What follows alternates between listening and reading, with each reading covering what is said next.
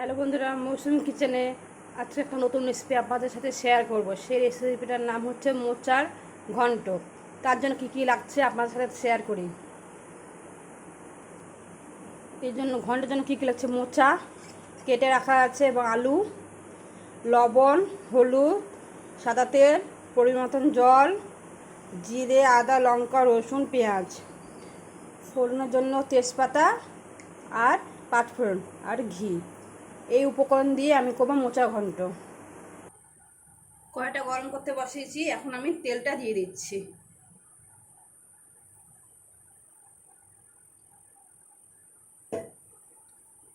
তেলটা গরম হোক। তেলটা গরম হয়ে গেছে, আমি পাঁচফোড়ন আর তেজপাতাটা দিয়ে দিচ্ছি। তার সাথে আমি কেটে রাখা আলু দিয়ে দিচ্ছি।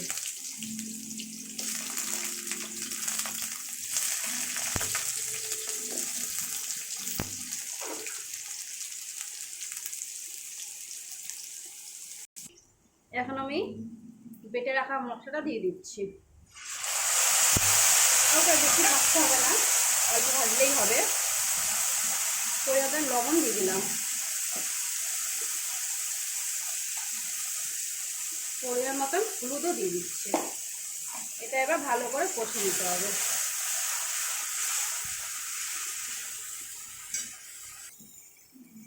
মশলা কষানো হয়ে গেছে, এবার আমি মোচাটা দিয়ে দেবো। এই যে মোচাটা দিয়ে দিচ্ছি।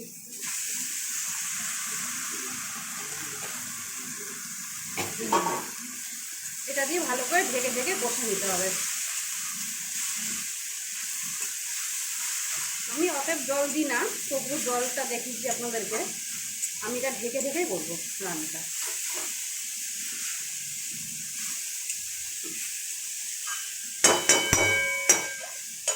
আমি এটা ঢেকে দেবো 5 মিনিটের জন্য, গ্যাস আস্তে করে। এবার আমি তুলে দেখি কতটা হয়েছে। দেখুন, জল ছাড়াই কিন্তু। হ্যাঁ, ঢেকে দিলে আস্তে আস্তে ঢেকে করলে খুব সুন্দর হয় মোচাটা।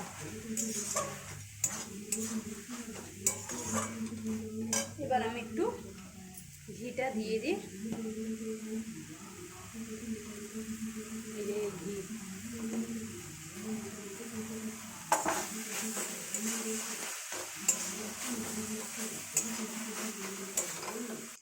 দেখুন মোচার তরকারিটা হয়ে গেছে।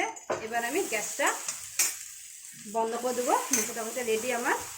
এবার গ্যাসটা আমি বন্ধ করে দেবো। এটা আমি বাটিতে নামিয়ে নিই। দেখুন মোচার তরকারিটা, মোচার ঘন্টটা আমার রেডি। জল ছাড়াই মোচা ঘন্ট করেছি। আপনারা এইভাবে বাড়িতে করলে খুব টেস্টি লাগবে খেতে। এইভাবে করে দেখবেন। যদি ভালো লাগে অবশ্যই লাইক, কমেন্ট, শেয়ার করবেন।